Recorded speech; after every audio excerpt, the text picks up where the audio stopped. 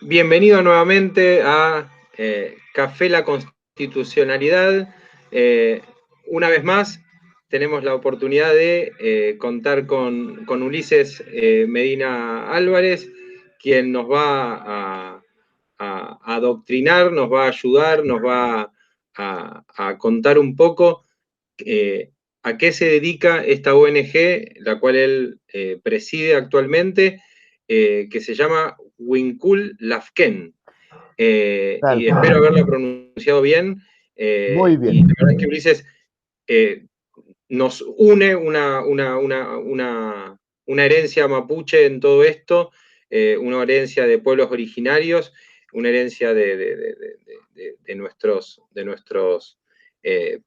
antecesores y primeros habitantes de nuestras tierras, y eso también nos hermana. Así que, bueno, bienvenido Ulises nuevamente. Muchas gracias, Damián. Un honor nuevamente estar acá en este programa, ¿cierto? Tan profundo, tan entretenido, y un honor también estar conversando contigo esta noche, y esta vez de temas vinculados a medio ambiente, patrimonio y cultura, que es a lo que nosotros nos dedicamos principalmente como ONG. Nuestra ONG, como decía, es una ONG de conservación, ¿ya? Nos dedicamos a la protección, al rescate, a la puesta en valor de elementos patrimoniales, culturales, históricos y medioambientales de nuestro país y particularmente de la región en la cual estamos nosotros trabajando activamente, que es donde habitamos también, que es la octava región del Biobío, ¿ya? Que es parte de la Araucanía histórica, ¿ya? Del Gualmapu, del pueblo mapuche, ¿ya?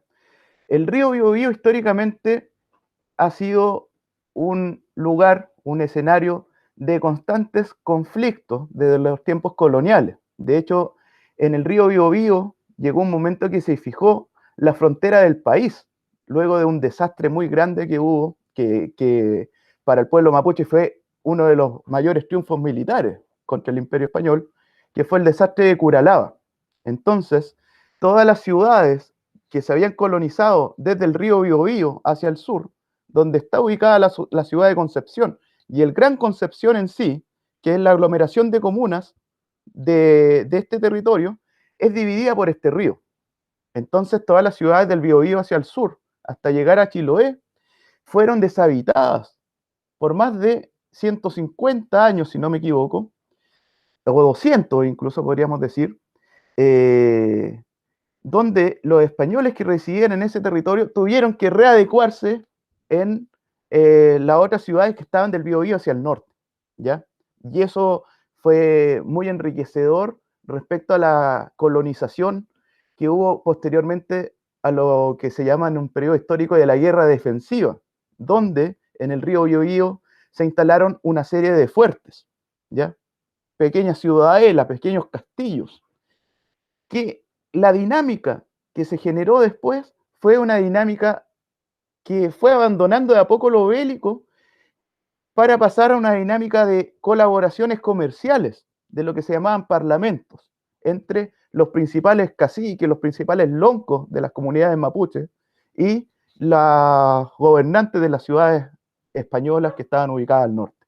Entonces, en ese momento también se empezó a generar una mixtura étnica, ¿ya? Donde muchos descendientes de hispanos empezaron a hacer familias con descendientes de guerreros mapuches, y eso fue generando también una amalgama muy especial que hoy día, con mucho orgullo, podemos decir que más del 90% de la población chilena tiene sangre mapuche, y de otros pueblos originarios también, pero sobre todo mapuche, porque históricamente el pueblo mapuche ejerció una resistencia, primero contra el imperio inca y luego contra el imperio español, desde Santiago o el Valle de la Concagua, mucho más arriba del Paraíso, hacia el sur.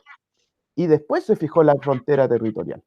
Pero Claro, eso no es... yo había leído sobre el tema, obviamente antes de poder conversar contigo, porque sabía que el Biobío era, no solamente porque atraviesa las dos provincias, ¿no? La provincia de Biobío y la provincia de Concepción. No sé si es correcto lo que estoy diciendo. No está tan errado, no está tan errado. La provincia de Concepción y más abajo está la provincia de Arauco. Arauco. Al lado, digamos, hacia el sector occidental, ¿ya? Más colindante con la cordillera de los Andes, está la provincia de Biobío, ¿ya? Claro, Y, pero esto, estoy hablando, digo, esto comienza allá por el año 1500, cuando recién ahí exactamente, lo divisan por primera vez y exactamente, cuando aparece Pedro de Valdivia, por decirlo de alguna tal manera, cual. justamente uno de los principales lugares donde se van a asentar va a ser en la cuenca del Biobío por justamente Exactamente, su caudal y su extensión, ¿no? Porque me imagino que exactamente, por eso vos hablabas exactamente. sobre el desastre de Curalaba, que fue obviamente después de eso, y la guerra de Arauco, Y la guerra de Arauco, una de las guerras más largas de la historia de la humanidad. entre los Recién, españoles y los mapuches, y ¿no? después, y En el sur después chileno. contra los descendientes, el Chile republicano contra los mapuches. Exactamente. Una Claro, guerra porque, que digo, se extendía porque, por casi 300 años. claro, porque justamente después fue entre los que llamaron los criollos, ¿no? Que fueron los que lo fueron poblando, Exacto. y el pueblo mapuche, ¿no? Digo, o sea, el criollo me refiero al hijo del español, ¿no? Al hijo del español, pero en realidad criollos, en ese momento quedaba muy poco. Claro. ¿Ah? Hacia 1880 yo creo que ya había una mixtura casi total. ¿Mm? Y después ya en el siglo XX hablamos de ya una población ya obviamente mucho más misturada, Sí, pero también con un gran desarrollo económico en la zona. sí, y con un crecimiento también que vino aparejado de otro proceso de mixtura étnica que vino acompañado desde 1850 en adelante con un proceso de colonización europea en la misma Araucanía, ya ocupada por el ejército chileno luego de la Guerra del Pacífico. Porque después de la Guerra del Pacífico comienza el mal llamado periodo de pacificación, que fue un verdadero desastre, un verdadero genocidio, pero Todas las guerras, o mejor dicho, todas las pacificaciones siempre conllevan, ¿no? Digo, todas las exacto, campañas del desierto, campañas de pacificación y demás, eh, mal llamadas pacificación, ¿no? Digo, sino de exactamente. uniformidad. Exactamente. Entonces, para colonizar el territorio que Chile había adquirido del Biobío hacia el sur, fue necesaria la presencia de colonos europeos.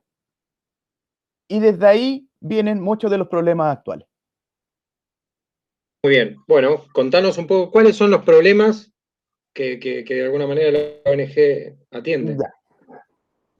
En primer lugar, vamos al nombre, que es importante también para entender la geografía y la riqueza medioambiental que hay en este sector. ¿Ya? Winkul-Lafken hace referencia a las cadenas montañosas que existen en esta provincia de Concepción y la provincia de Arauco y de ahí hacia el sur, que es la llamada cordillera de Nahuelbuta, ¿ya? Que en la frontera sur del Biobío, donde hoy día está la comuna de San Pedro de la Paz, ¿ya? Que antes era el fuerte de San Pedro de la Paz, se genera una expansión de los cerros, isla, que están hacia el norte, y empiezan a pasar los 500 o 1000 metros de altura. Y esa es la cordillera de Nahuelbuta, que es un territorio histórico y también un territorio ancestral y religioso muy importante para el pueblo mapuche, ¿ya? Donde hacían sus principales cultos, donde están sus árboles sagrados, donde están sus animales sagrados, donde corren sus ríos sagrados. Toda la dinámica cultural del pueblo mapuche se genera en torno a esta cordillera en Nahuelbuta y también a la cordillera de los Andes, en el sector llamado Araucanía, que comienza del Biobío hacia el sur. Aunque si nos pusiéramos exégetas con la historia, debería ser desde el río Itata, un poco más al norte de Concepción, ¿ya? Y en ese sentido, también hay una riqueza muy grande en lo que es el mar, ¿ya? Especialmente para el mapuche de costa, el lafkenche, ¿ya? Que el mar tiene una connotación muy importante. De hecho, la Chumpal o Zumpal es una diosa marina, a diferencia de los pillanos, el Neguechen, que son dioses más vinculados al fuego o a la tierra. Entonces, la dinámica de los cultos sagrados, de las adoraciones, estaba muy vinculado a lo que es el mar. Incluso se crearon hacia el sur algunos tipos de montículos, de pequeñas montañas, verdaderas pirámides, donde también tenían connotaciones funerarias, pero defensivas, que eran llamados cuel. Y esos cuel se formaban cerca de lugares donde pasaban ríos, o habían humedales, o habían lagos. Porque en las noches, cuando no teníamos la luz eléctrica, se reflejaba el cielo y las estrellas del cielo en el mar. Incluso los mapuches podían hacer así proyecciones astronómicas. Sí, una cuestión muy fascinante.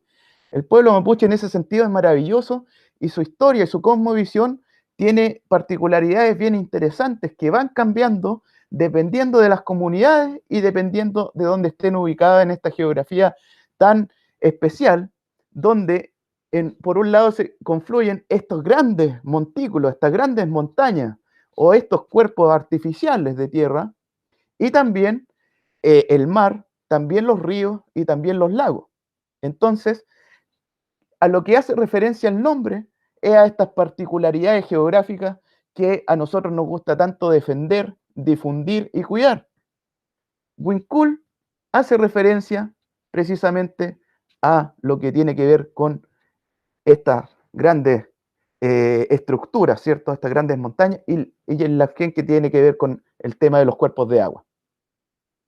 Muy bien, tengo entendido que hay una comunidad mapuche que se llama Lafken Wincul Mapu, si no me equivoco, Mapu. Hay varias, y probablemente no es la única que se llame Lafken Wincul Mapu o que haga referencia al Wincul, al Lafken, ¿cierto? A los Ñen también, a los Ñen, cuando nos referimos a los Ñen, son como los espíritus de la naturaleza. Para el mapuche, toda la tierra está viva y nosotros somos parte de la tierra, somos un animal más. Pero hay espíritus de la agua, espíritus de los bosques, espíritus de las montañas. Entonces, en ese sentido, las machis, ¿cierto? Que son las líderes espirituales, se conectan también a través de procesos muy complejos de trance para conectarse con estos espíritus y traer mensaje a las comunidades. ¿Mm? Que son procesos obviamente que pertenecen a lo más íntimo, a la esencia misma del pueblo mapuche y que son reservados obviamente conocimientos muy herméticos que para las personas más inmersas en la vorágine occidental no tenemos mucho acceso, pero que sí tratamos de preservar, cuidar y que esto ojalá no sea objeto de discriminaciones, abusos, burlas, entre otras connotaciones negativas que hemos tenido que ver a lo largo de la historia de Chile. Bien, y llevándolo más a lo procedimental o a lo pragmático, mejor dicho, la puesta en práctica, la ONG, ¿qué viene a desarrollar o cómo desarrolla esta protección principalmente? Ya.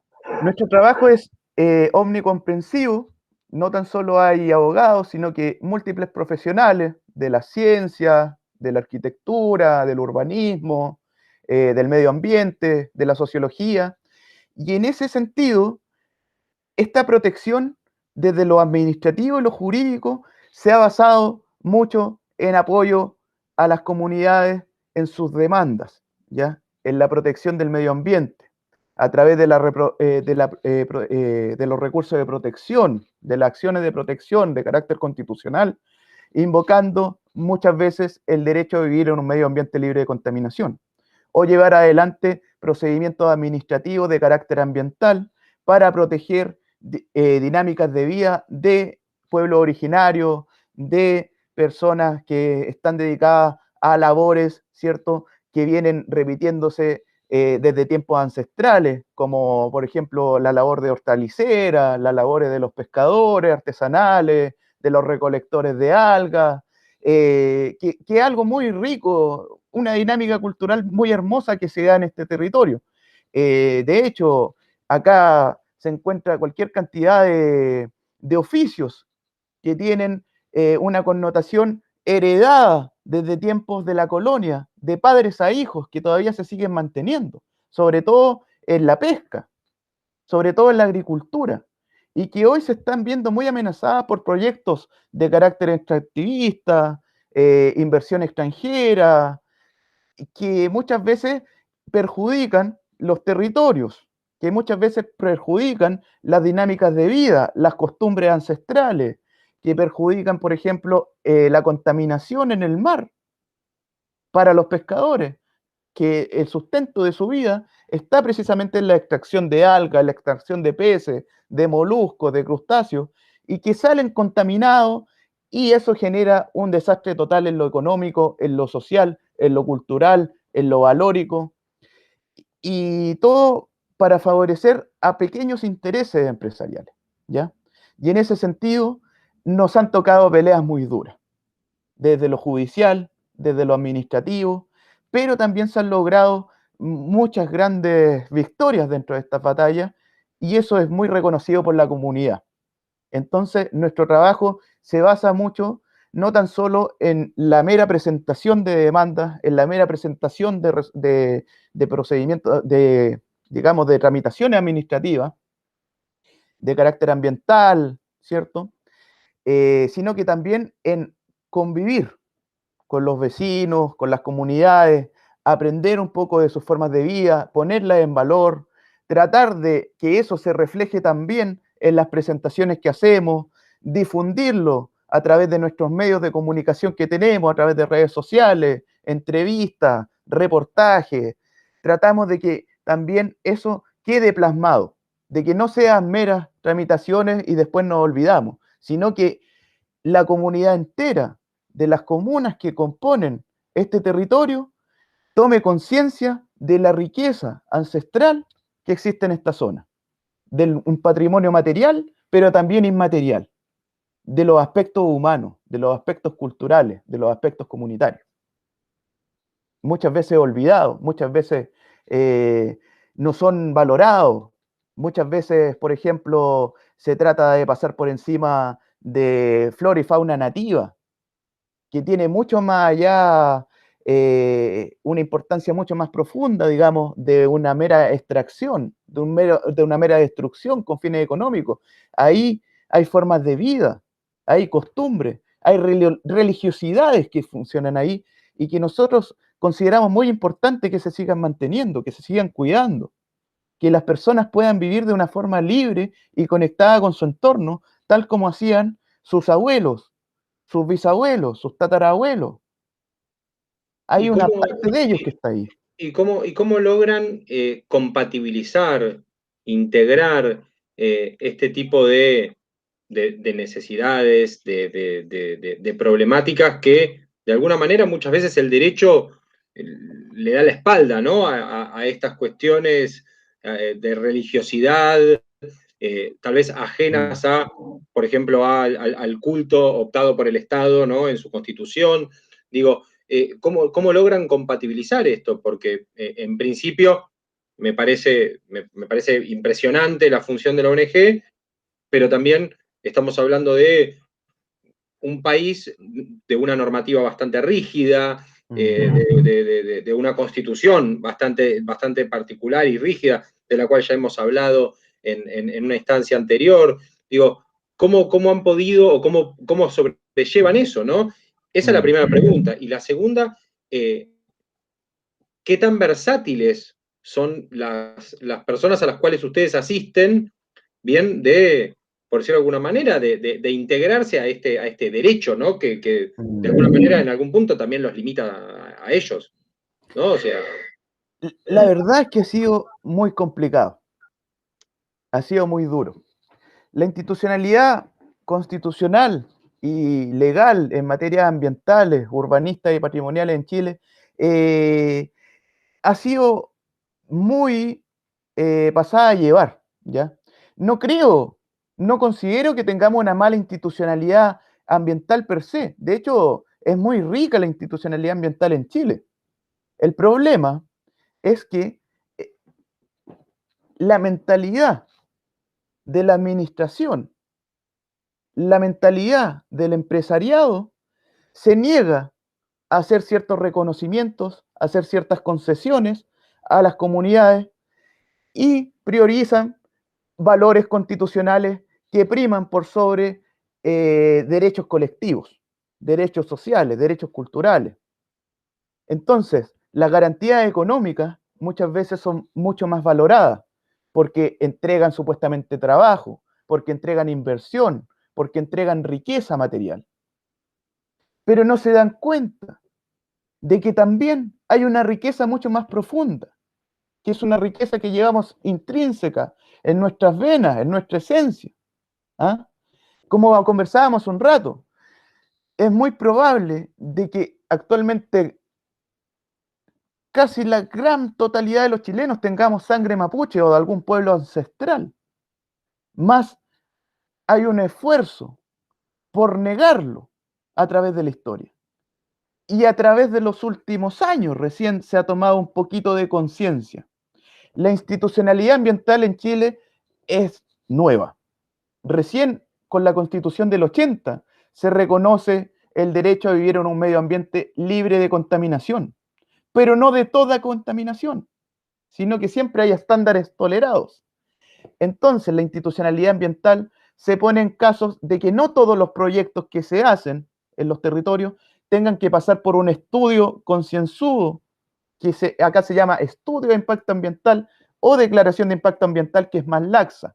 El estudio de impacto ambiental implica la participación ciudadana directa. Más en la declaración es un proceso en el cual es facultativo prácticamente por las empresas. Y no todas las empresas se someten, muy pocas en realidad. Y así, del mismo modo, las que se someten, las instituciones son más bien laxas. Se encargan de ver si en los listados cumplen con estándares bastante mínimos, pero no se meten a indagar más en profundidad ni buscar una real protección, que es lo que el espíritu del artículo 19, número 8 y los tratados internacionales que ha suscrito Chile en materia ambiental, en materias culturales, en materia de pueblos ancestrales, como el famoso convenio 169 de la OIT, no son considerados como se debiese. Y acá entramos en otra dinámica, que en aspectos culturales también la institucionalidad chilena está en deuda. Chile reconoce una sola nación, que es la nación chilena. Y el Estado chileno, a su vez, a través de la CONADI, que es la Corporación Nacional de Desarrollo Indígena, reconoce solamente una decena de pueblos como originarios, siendo que la riqueza de pueblos originarios es mucho mayor. Pero el Estado chileno es quien hoy define qué es lo originario y qué es lo no originario. Entonces, bajo ese contexto legalista y donde el Estado decide qué es ancestral y qué no es ancestral, las empresas prácticamente tienen un chip libre. Y muchas causas ambientales caen precisamente porque o las instituciones, las comunidades no son reconocidas por CONADI, o no son reconocidos como pueblo ancestral muchos pueblos que debiesen serlo. Hasta el día de hoy se considera que el pueblo Selknam en el extremo sur, por ejemplo, está completamente extinto. Más todavía quedan comunidades Selknam, por ejemplo. Y eso implica que los Selknam como colectivo, como comunidad, si bien están organizados en el hecho, en el derecho no son reconocidos. Y como no son reconocidos, las reclamaciones que ellos hagan no son consideradas por el Estado. Ergo, se favorece el crecimiento empresarial. Es decir, en lo práctico, si una empresa de salmones se quiere instalar en un río, un estero, un estrecho o algún archipiélago del extremo sur chileno, lo más probable es que va a tener mucho éxito. Y ha tenido mucho éxito. No obstante, tenemos una legislación medioambiental bastante rica, bastante interesante, bastante avanzada con respecto a muchos países.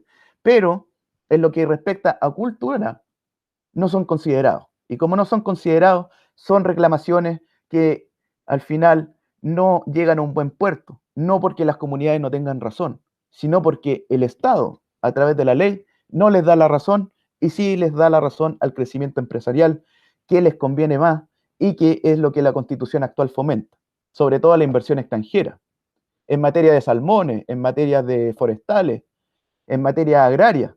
Es muy común que se vean empresarios noruegos, empresarios canadienses, empresarios italianos, que en sus países sí son bastante duros y rígidos cuidando su medio ambiente, pero vienen a explotar el medio ambiente nuestro, vienen a desconocer las comunidades nuestras. Entonces, tampoco existe una voluntad por parte de los jefes y los superiores jerárquicos de la administración del Estado y de estas instituciones clave en decir, paremos esto, detengamos tanto abuso, detengamos tanta explotación del medio ambiente, la destrucción de nuestros ecosistemas, el desconocimiento de nuestra forma de vida, de nuestros pueblos. No, ellos dicen, la ley no me lo permite, si yo hago algo es inconstitucional y lo constitucional es que estas empresas se construyan. Y eso ha sido sumamente complicado, amigo mío.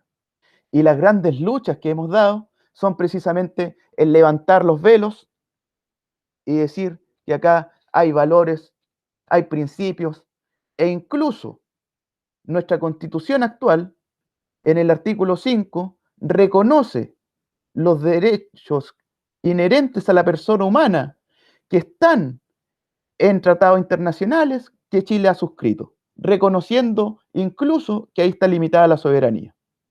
Eso, sin duda, ha abierto un gran debate y también grandes posibilidades para los pueblos originarios, para las comunidades, para los defensores del medio ambiente. Y ahí es donde entramos a otra arista que también ha producido lamentablemente una persecución feroz, una persecución terrible en materia de derechos humanos y fundamentales a quienes defienden y promueven el medio ambiente.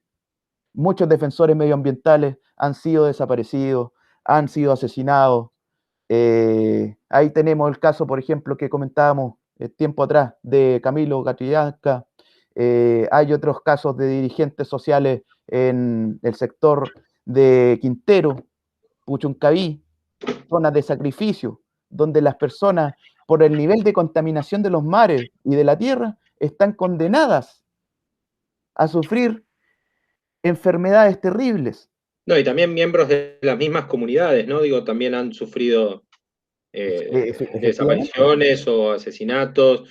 Recuerdo, ya serán unos 4 años, 3, 4 años, ¿no? De Rafael Nahuel, creo que fue uno Una, de una comunidad también que reclamado también en la zona. mm, Es que en esto que estamos hablando me parece sumamente relevante e interesante la función de la organización en cuanto a morigerar estos conflictos para que justamente no, sin perder la defensa de esos derechos tan importantes y tan justamente esenciales para la vida de esas comunidades y de todas las personas que habitan esa zona, que alguien pueda interceder institucionalmente, ¿no? O formalmente, me parece algo muy, muy importante, porque mm, si no se da este choque que de alguna manera se da entre personas que de alguna manera vienen a hablar sobre cuestiones institucionales y constitucionales y de los derechos y la soberanía y el Estado chileno, y por el otro lado tenemos tal vez cuestiones que hoy por hoy la Constitución las reconoce, pero las reconoce tal vez en la letra. No, por claramente supuesto. el Estado chileno no lo está reconociendo, ¿no? Por supuesto que sí. Y fíjate que se da esa dicotomía. Por un lado, la Constitución te dice, limito la soberanía con los derechos humanos, que están en tratados internacionales, que yo reconozco. Por ejemplo, el convenio 169.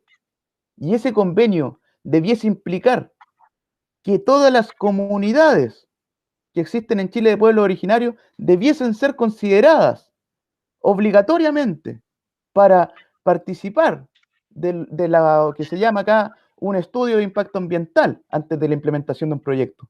Pero como el Estado no lo reconoce expresamente y quiere hacer priorizar, ¿cierto?, los elementos económicos, que son bastante fuertes en la Constitución actual, se terminan desconociendo de todas maneras. Y ahí es donde se generan estos conflictos. Y es un conflicto también de interpretaciones. Entonces, nuestras interpretaciones obviamente van a defender una postura más comunitaria. Y hemos tenido éxito después de todo. Y eso ha sido positivo. Se van sentando precedentes, y no tan solo esta organización, sino que varias otras. En el tema de Quintero, por ejemplo, en el norte, contra minera, la lucha que están dando algunos agricultores también menores, hace tiempo atrás con la Gran Jachina, acá en el norte, hacia el norte del Biobío, en la provincia de Ñuble.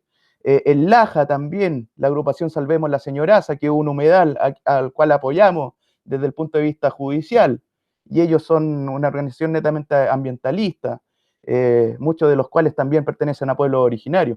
Entonces, ese tema de las redes que se van formando, esa unión entre las comunidades, entre los vecinos también, lo que va generando que vaya creciendo ese cambio de paradigma, en que lo más importante al final es que cuidemos el medio ambiente y cuidemos la salud y ante todo la vida de las personas y de las futuras generaciones. Se está tomando una conciencia poco a poco, a pesar de que tenemos una constitución bastante restrictiva en temas sociales, pero abre ciertas ventanas al menos. El problema que tal vez puede verse es que, bueno, acá tenemos 100 o 150 años de olvido de estos derechos, de este reconocimiento, y bueno, y ahora un poco a poco. No lo digo solamente desde Chile, ¿no? Lo digo desde toda Latinoamérica. Argentina tiene la misma problemática, pero bueno, hoy nos toca hablar de la comunidad y de la ONG que vos presidís. Pero la verdad es que tenemos cientos de años o más casi 200 años tal vez de atropellos a las comunidades de los pueblos originarios en las cuales se los fue acorralando y se los fue encerrando, por ejemplo, en pequeñas reservas, en pequeños lugares, y de alguna manera después queremos que a su vez también se adecúen a la normativa o que se adecúen a las formas en las cuales el Estado moderno o sea, queremos que firmen el contrato social a pesar de que los atropellamos, a pesar de que los incluimos en campañas de desierto, los olvidamos, los dejamos atrás, y realizamos genocidios, no solamente me refiero a muerte, sino me refiero también a genocidios económicos, ¿no? Financieros, claro. Digo, los aniquilamos, por decirlo de alguna manera. Yo digo, hablo en plural porque obviamente es parte de la sociedad en la que vivimos, ¿no? Digo, tal vez hoy uno que vive en una ciudad más céntrica o que está más alejado de esas comunidades, tal vez se entera de estas cuestiones o se entera de estas problemáticas de vieja data a través de un libro o si lo ve en un museo. Bien, hablábamos hoy de cómo instrumentar esta reunión y vos me decías, bueno, habría que tener alguna figura mapuche o habría que tener alguna figura de alguna estatuilla y demás, y lo cierto es eso, o sea, para de alguna manera nosotros recordarlo, tenemos que tener, o sea, apelamos a instrumentos o apelamos a tal vez recuerdos o alguna manufactura propia de esas comunidades, pero lo cierto es que todo eso está dentro nuestro, como lo dijimos antes. Tenemos una descendencia que es que sinceramente no podemos evitarla, por decirlo de alguna manera, a pesar de que llevamos 200 años, o yo digo 200 años porque me refiero tal vez más a la historia argentina, ¿no? Pero digo, llevamos casi 200 años tratando de evitar y de ocultar debajo de esa alfombra bien una gran parte de nuestra historia, que es que justamente los pueblos originarios o los pueblos indígenas, según como se lo quiera reconocer o como se lo quiera decir, han formado parte importante de nuestra historia y efectivamente hoy por hoy, gracias a una ONG como la tuya y como las otras que has nombrado y esos vecinos y esas comunidades que se van de alguna manera ligando, también forman parte de este reconocimiento y en algún punto de esta devolución, ¿cómo se puede decir? Este resarcimiento. Creo que estas comunidades requieren un resarcimiento histórico. Repito, no estoy hablando de lo económico y financiero, ¿no? Estoy hablando de un resarcimiento moral, estoy hablando de un resarcimiento social, e incluirlo en una constitución es parte, es un primer paso. Espero que la constitución la nueva constitución chilena o la reforma constitucional chilena y de alguna manera abrogue o de alguna manera incorpore aún más, se podría decir esto. Argentina lo hizo recién a partir de la reforma del 94, habló del ambiente sano, me dijiste en 1980 en Chile, o sea, en eso nosotros 14 años más tarde, y recién a partir de la reforma del 94 también de alguna manera se reconocieron derechos a los pueblos originarios o pueblos indígenas. Entonces, digo, volvemos otra vez a lo mismo.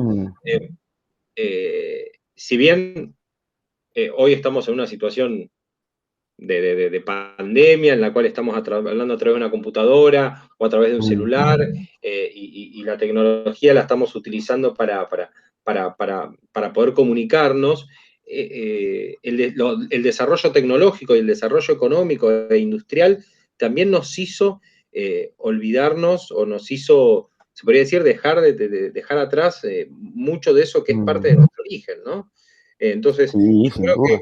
que esta organización y la labor que ustedes desarrollan es muy, muy útil, no solamente, y voy a hablar bilateralmente, no solamente es muy útil para la comunidad, sino que es muy útil para el Estado chileno en el fin del reconocimiento, o sea, el encontrar una personería jurídica que lleve adelante y que afronte este tipo de atropellos.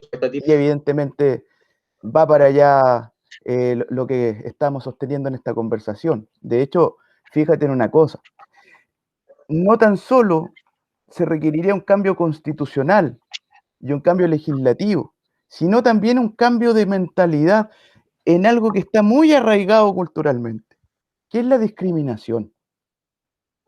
¿Mm? Una experiencia muy personal.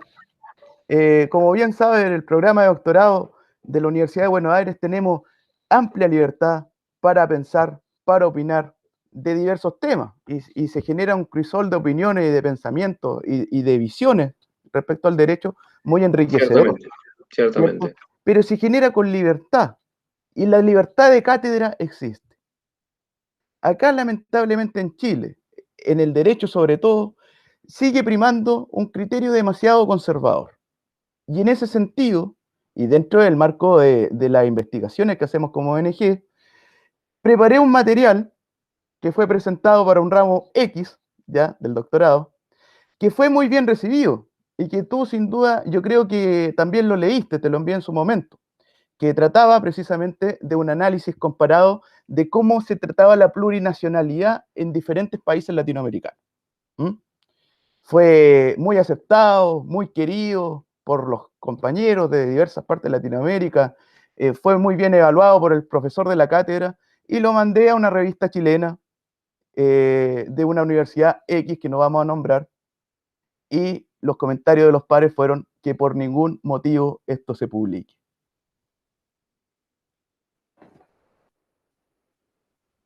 Y Bueno, estamos hablando de la plurinacionalidad, algo que es medular, algo que es esencial dentro del debate constitucional actual.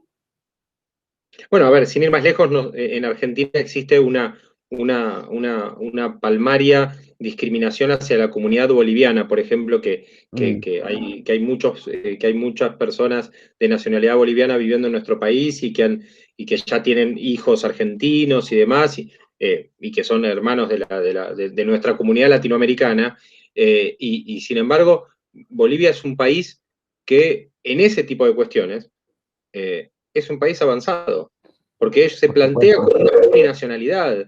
De hecho, la Constitución alberga las nacionalidades y a su vez deja la puerta abierta para otras naciones dentro de ese mismo Estado, ¿bien? Exactamente. Que se puedan ir generando, porque, a ver, hoy estamos hablando de una comunidad, pero las comunidades se van misturando, ¿no? Si hay algo que hemos compartido entre nosotros es sobre las diferentes misturas, y de hecho hablamos antes sobre los criollos y esto y lo otro, todo eso va generando y se van misturando y se van generando nuevas comunidades. Y Por una supuesto. constitución tal vez tan rígida, y no me refiero ahora solamente a la chilena, sino también a la constitución argentina, como también cualquier otra, bien, que no incorpore distintos tipos de dialectos, que esté escrito en una sola lengua, que digo, todo ese tipo de cuestiones que hable, que diga que el culto es el católico apostólico romano, digo, ese tipo de cuestiones, lo que hace justamente es, no solamente busca la uniformidad, sino también el separatismo,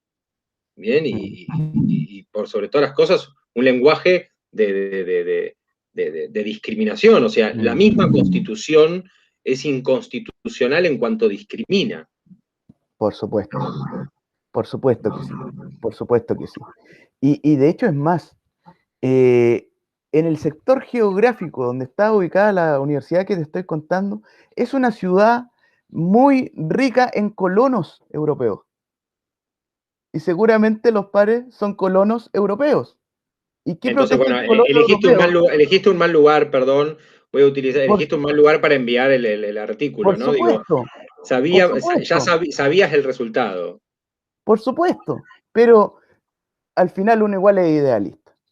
Y al final uno igual espera de que al menos en el año 2020, después de un estallido social, muchos criterios decimonónicos se estén superando, Sí, totalmente. pero no los estamos superando. Y son personas que están educando a nuevas generaciones. Bueno, pero justamente esta ONG nace, obviamente el naciturus de la ONG, ustedes lo sabrán, pero digo, este tipo de ONG como la tuya nace de idealismos, nace de excesivos optimismos, ¿no? Desde el punto de Exacto. vista positivo lo digo, desde el sentimiento utópico, ¿no? De la bandera de seamos realistas, pidamos lo imposible, digo, ¿no? Porque Por digo, supuesto. estar en el 2020 o 2021 ya, o estar en el 2000 y pedir que se reconozcan derechos que no se reconocen hace 200 años, es pedir lo imposible. Entonces digo, la verdad es que sinceramente me parece algo muy, muy, muy importante, muy interesante y me parece que es algo hasta para seguir, ¿no? Y hay que ir por lo imposible. Para imitar, claro, Y hay que ir por lo imposible y más allá de lo imposible. ¿Ah? exactamente, La cultura es algo dinámico, no es algo estático. Las leyes también tienen que ir cambiando y las claro. mentalidades también para que la sociedad evolucione. Sí, claro, Es algo totalmente. fundamental. Sí, sí, sí. Es más, creo que hasta la palabra evolución ya se ha quedado corta, ¿no? Digo, Mm, tenemos que pensar en una reevolución, ¿no? Digo, efectivamente. porque ya la evolución ya como que se quedó como Mm, limitada. Las generaciones de derechos ya se han quedado, se han quedado truncas, se han quedado vetustas, ¿no? Pero bueno, la verdad es que estoy satisfecho por el momento de todo lo que de todo lo que me has contado que esta ONG, que repito, por el momento presidís vos, me imagino que tendrán en su organigrama, en su organización, formas de ir sí, rotando de alguna manera. Me imagino que no, no no serán podemos solamente, despreciarlo, exactamente, que no serán solo hombres, por hay, supuesto, exactamente, fundamental. que hay mixtos, que hay mujeres del otro lado también, además, y que hay, como dicen, decía que detrás de un gran hombre hay una gran mujer, acá Sí, detrás sí. de un gran presidente de una ONG seguramente hay un gran equipo de trabajo en el Y cual grandes mujeres, y grandes hay que mujeres, de decirlo, grandes hombres y muy grandes mujeres luchadoras. que llevan esto adelante, así que la verdad es que más que felicitarte y agradecerte por haber compartido conmigo y con nosotros todo esto que la ONG hace, que repito, espero que yo no necesito ahora salir a buscar una comunidad o eh, eh, una comunidad de pueblos originarios Mm, para colaborar. Esto, como yo siempre digo, la buena acción, bien, porque me lo han enseñado de chico, la buena acción empieza por el hogar. Entonces, mm, ya encontrar un grupo de personas hipervulnerables e intentar colaborar con la defensa de sus derechos, entender cuál es esa problemática y lograr la visibilidad, ¿sí? Que el Estado visibilice esa problemática, ya es exacto. una labor y ya es un pedazo de cielo.